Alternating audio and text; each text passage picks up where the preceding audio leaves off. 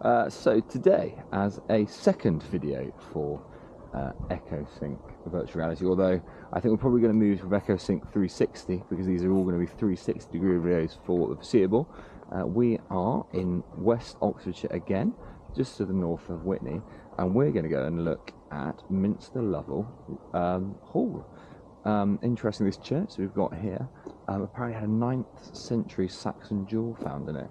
It's now obviously probably a Norman church, but it's interesting to note that while we're about to look at a medieval site around the corner, that the history here probably dates to the Saxons, if not before. Anyway, let's see what's around the corner.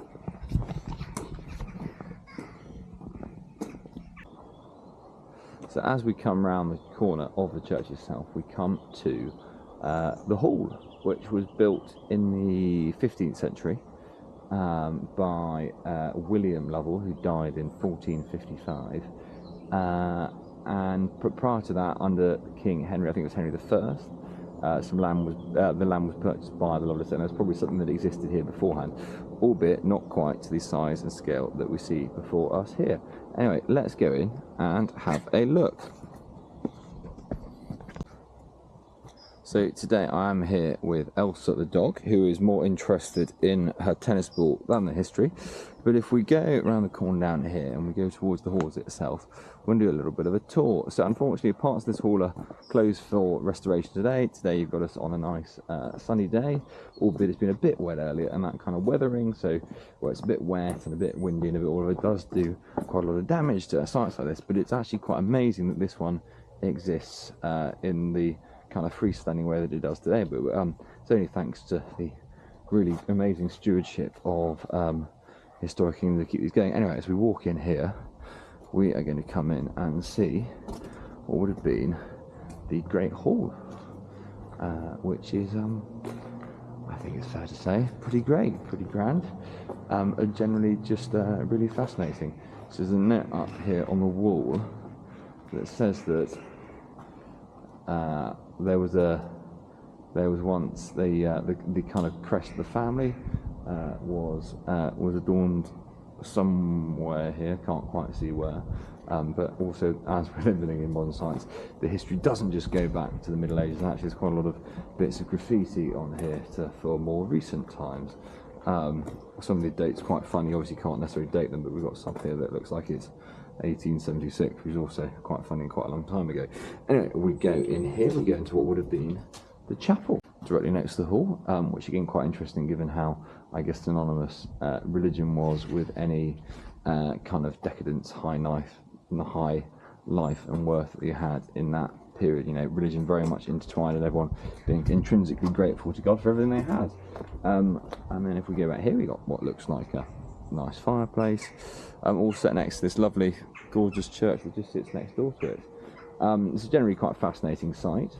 And as we go further around here, we can see what remains of some of the kind of other buildings that existed at the property.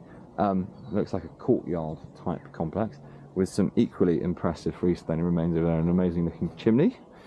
And if we go through here, we'll see a little bit more. So elements of the site here seem to go between the kind of 15th century and the 18th century, and so bits have been built at various dates, which is very interesting to see that it was going for several hundred years. That being said, these things are always quite interesting because they clearly come to a point where they can't be maintained anymore, and they rather kind of fall into disrepair. This still happens across the country to this day, with various stately homes being going by the wayside, but a lot of them are obviously preserved very well by nature, and we see it less and less now, but there are still houses like this sitting, albeit in not quite so prominent places as this, but going into disrepair. Anyway, if we go round here, we should be able to see some more of the majesty of the site. And if we turn around, you just hopefully be able to get a pretty big view of it. So this would have been a pretty posh medieval gaff, really. In terms of the size and scale of it, this is definitely a big deal. Quite hard to maintain. I mean, imagine trying to maintain the heat in some of that rooms with those fireplaces. amazing stuff. And if we go round to the corner here, so I'm just going to let the dog off the lead, we'll go and look at the river, which is equally quite famous next door to the site. So this is the Windrush, which was famed for having hundreds and thousands and generally just teeming with fish in the Middle Ages. Proximity to the hall means that it's a really, really solid water source for the people that lived here, and equally probably supplied an ample amount of fish for the people who live there. Sadly, this river is pumped full of quite a lot of sewage further downstream, and it's the kind of livestock levels are dwindling. So there's not quite as many fish in it as there used to be, but that's a separate topic for another day. But generally, pretty awesome thing to look at.